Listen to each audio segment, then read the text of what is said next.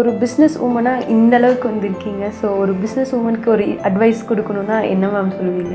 Work hard and we want to stand in a stability. So there will not be any human touch for the product. எங்களுக்கு work பண்ணி கொடுக்குற வெண்டர்ஸே பல பேர் company close பண்ணிட்டாங்க.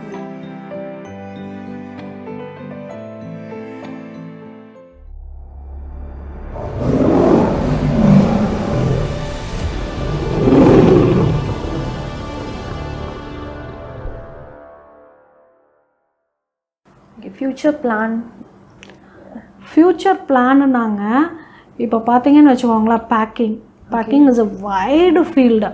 அந்த இது வந்து எப்படி போயிட்டுருக்கு அப்படின்னு கேட்டிங்கன்னா, everyone needs a hygienic product. It depends upon for every field, not only for food or medical and இது எல்லா ப்ராடக்ட்ஸும் அவங்க வந்து ஹைஜீனிக்காகவும் ஒரு ரிச்சர் அப்பியரன்ஸ்லேயும் தான் இன்றைக்கி எதிர்பார்க்குறாங்க. ஸோ இந்த ஃபீல்டுக்கு வந்து பார்த்திங்கன்னா ஃப்யூச்சருங்கிறது வந்து ரொம்ப ஜாஸ்தியாக இருக்குது, வாஸ்ட்டாக இருக்குது. எப்படின்னு கேட்டிங்கன்னா, we want to design machines day to day. இதில் கிளைண்ட்ஸ் வந்து அவங்களே வந்து they are just having a more idea. நிறையா பேர் வந்து பார்த்திங்கன்னா they'll come and give an idea. Ma'am நீங்கள் இது இப்படி பண்ணலாம்ல, we can just give an unique packing அந்த மாதிரிலாம் சொல்லுவாங்க.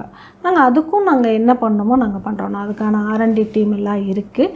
அதை வச்சு நாங்கள் வந்து டிஃப்ரெண்ட் டைப் ஆஃப் பேக்கிங் கேட்பாங்க, அதுக்கும் நாங்கள் இது பண்ணுறோம் நாங்கள்.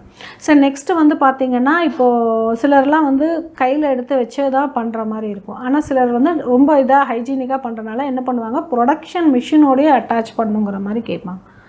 So that option also we are giving. அப்போ வந்து பார்த்திங்கன்னா, இந்த இது ரா மெட்டீரியல்ஸை கொட்டினா அது ஃபுல்லாக இதாகி மிஷினரியாக ப்ராடக்டாக வெளியே வந்து it will come to the packing. After packing finished it will go away. So there will not be any human touch for the product. Okay.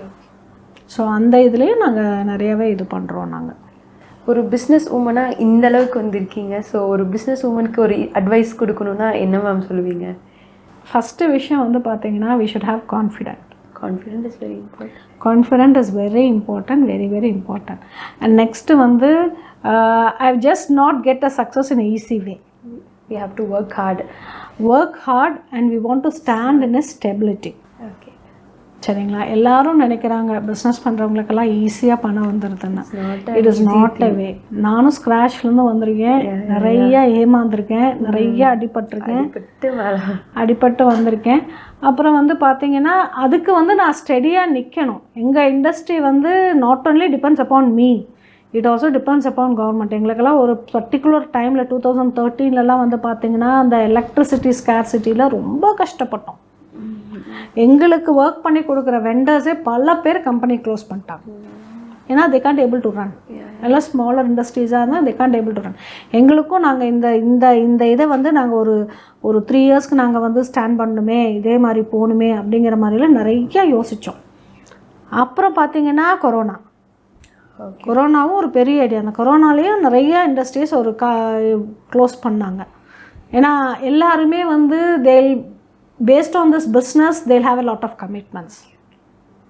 both business-ஐயும் மெயின்டைன் பண்ணும், பர்சனல் லைஃப்பையும் மெயின்டைன் பண்ணுங்கும் போது அவங்க எதை ஃபஸ்ட்டாக பார்க்குறதுங்கிறது பார்க்க மாட்டாங்க. அதனால் அந்த இதையும் வந்து நம்ம ஓவர் கம் பண்ணி வரணும். இப்போ இந்த இண்டஸ்ட்ரீஸ், இந்த மாதிரி இண்டஸ்ட்ரீஸ் எல்லாம் வந்து பார்த்திங்கன்னா, we won't get daily cash or flow anything else. எங்களுக்கெல்லாம் வந்து பார்த்திங்கன்னா பல்காக வந்தால் வரும், சில சமயம் வரவும் வராது. எங்களுக்கு வந்து அந்த சீசன் இருக்குது. சில பிஸ்னஸ் எல்லாம் வந்து தீபாவளியில் கிளிக் ஆகும், பொங்கலில் கிளிக் ஆகும், ஃபெஸ்டிவல் பிஸ்னஸ்ன்னு சொல்லுவாங்க. நம்மளுக்கு ஃபெஸ்டிவலுங்கும் போது ஒன்றுமே இருக்காது. அந்த மாதிரி இருக்கிறதையும் நம்ம ஓவர் கம் பண்ணுற மாதிரி பார்க்கணும். ஸோ ஒரு இண்டஸ்ட்ரியாக, ஒரு பிஸ்னஸாக எது ஆரம்பித்தாலும் we should run it, we should feed it for minimum 5 years. Minimum 5 years வந்து நம்ம அதை ஃபீட் பண்ணோம்னா தான் அதுக்கப்புறம் அது பலன் கொடுக்க ஆரம்பிக்கும். அது வரைக்கும் நமக்கு அந்த இது வேணும். ஆஸ் அ லேடிஸ் வந்து நான் என்ன சொல்லுவேன்னு பார்த்தீங்கன்னா, we want to balance both. ஃபேமிலியும் இது பண்ணணும், பிஸ்னஸையும் இது பண்ணணும். ஸோ நமக்கு வந்து எப்படின்னா, we should have a self confidence, we should have வந்து சொல்லுது, எங்கெங்கெல்லாம் மோட்டிவேஷன் கிடைக்குமோ அங்கங்கெல்லாம் போய் நாமளே வந்து பூஸ்ட் ஏற்றி ஓட ஆரம்பிக்கணும். அதுதான் நான் எல்லா பேருக்கும் சொல்கிறதே. உங்கள் ஃபினான்ஷியல் சப்போர்ட் பற்றி ஃபினான்ஷியல் சப்போர்ட் வந்து எங்களுக்கும் வந்து நிறையா ப்ராப்ளம்ஸ் ஃபினான்ஷியலி வந்துச்சுங்க. எங்களுக்கு பர்சனல் சப்போர்ட்டும் இருந்தது, அப்புறம் கவர்மெண்ட் பேங்கர்ஸ் சப்போர்ட்டும் நிறையா இருக்குது. ஸோ அந்த இதில் நாங்கள் பார்த்தோம். ஸோ அந்த ஃபினான்ஷியல் பிளானிங்குங்கிறது வந்து இட் ஷுட் பி ஹேப்பன்ட். அந்த ஃபினான்ஷியல் பிளானிங்கில் தான் வந்து சக்ஸஸ் வரும் உங்களுக்கு. ஸோ அதை வந்து எப்படி மேம் ஓவர் கம் பண்ணுறது? அதுதாம்மா ஆக்சுவலி என்ன சொல்கிறது, அந்த இறக்கத்துக்கு வரும்போதும் அமைதியாக இருக்கணும், ஏற்றம் போகும்போதும் அமைதியாக இருக்கணும். 2 விஷயத்துலேயும் அமைதியாக இருக்கணும். 2 விஷயம் அமைதியாக இருந்தீங்கன்னா லைஃப் வந்து it will goes as a flow of water, அப்படியே போயிட்டே இருக்கும். இல்லை டபக்கடியில் நம்ம வந்து உளுந்துட்டோமேன்னு அழுதுட்டு எல்லாம் பண்ணிவிட்டு ஒன்றும் பண்ணாமல் உட்காரவும் முடியாது. எனக்கு நிறையா வந்துருச்சு அப்படின்னு சொல்லிட்டு everything I can do it ஆஃப்ங்கிற மாதிரி பேசவும் கூடாது. ஃபினான்ஷியல் தான் வந்து என்னை கேட்டால் 80% டிசைட் பண்ணுற விஷயம். ஓகே, பிஸ்னஸை பொறுத்த வரைக்கும் financial it's coming for an 80% இது. But we should not do basing on the financial itself. நம்மளோட இதுங்கிறது அங்கே இருக்கணும். அந்த இல்லாத நேரத்துலையும் எப்படி உருவாக்குறதுங்கிறத யோசிக்கணும்.